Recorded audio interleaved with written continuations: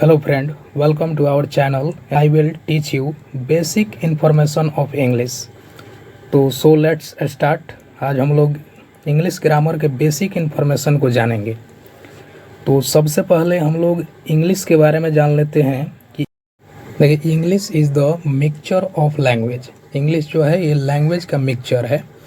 आगे है next point, the smallest unit of English language is alphabet and the largest unit is a sentence. यानी आपका English language में सबसे smallest जो होगा ये आपका अल्फ़ाबेट होगा और लार्जेस्ट जो होगा आपका सेंटेंस होगा।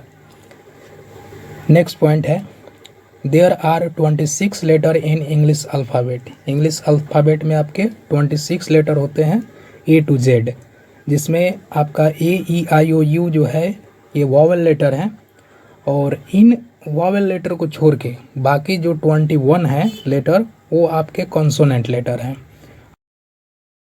वर्ड्स, वर्ड क्या है? और word is a group of letter that give a complete meaning. यानी शब्द जो है अक्षरों का एक ऐसा समूह है जो पूर्ण अर्थ देता है, यानी कंप्लीट मीनिंग देता है। For example cat, book, aeroplane etcetera, ये जो है आपका कंप्लीट मीनिंग दे रहा है, वही वर्ड होगा। नेक्स्ट सेंटेंस, और sentence is a group of word that gives a complete sentence.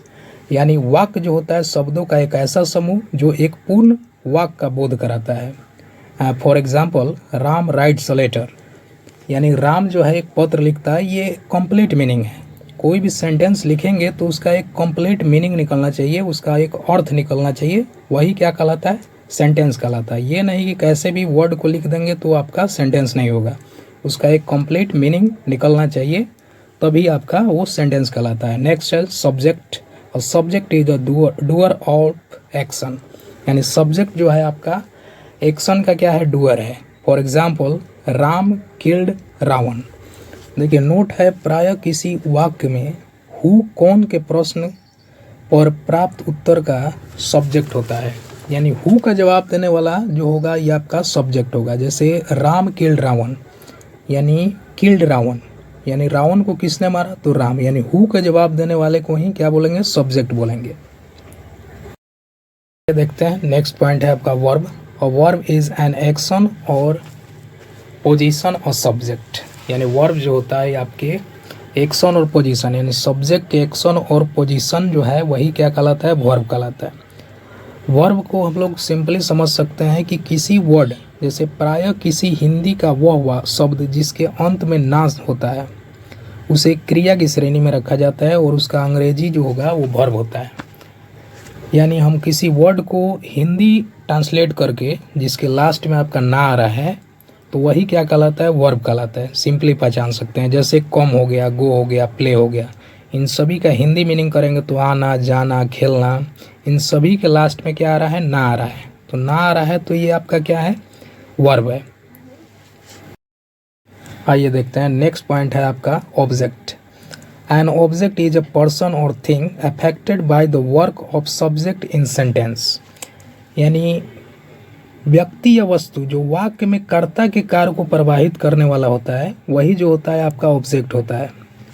इसको हम लोग एक एग्जाम्पल के थ्रू समझ सकते हैं। जैसे आपका एग्जाम्पल है, एक और नोट्स इसका देख लेते हैं। प्रायः किसी वाक्य में व्हाट या हुम से प्रश्न करने पर प्राप्त उत्तर वाक्य का ऑब्जेक्ट कहलाता है। जैसे आपका एग्जाम्पल है राम किल्ड रावण। इस सेंटेंस में राम जो है सब्जेक्ट है और किल्ड वर्ब है और रावण जो है ऑब्जेक्ट है। तो ऑब्जेक्ट कैसे हुआ आपका? रावण जैसे सब्जेक्ट से सवाल किए, यानी राम किल्ड, राम ने किल्ड किया किसको यानी हुम के प्रश्न को जवाब देने वाला जो होता है यही आपका सब्जेक्ट कहलाता है। तो इस वीडियो में इतना ही, मिलता है फिर नेक्स्ट वीडियो में। इंग्लिश ग्रामर को बेसिक से एडवांस तक, ठीक है, इसमें आपको बेसिक से लेकर एडवांस तक पढ़ाया जाएगा। तो चैनल को सब्सक्राइब करके जरूर रखें ताकि आपको आने वाले वीडियो का नोटिफिकेशन आपको मिल सके।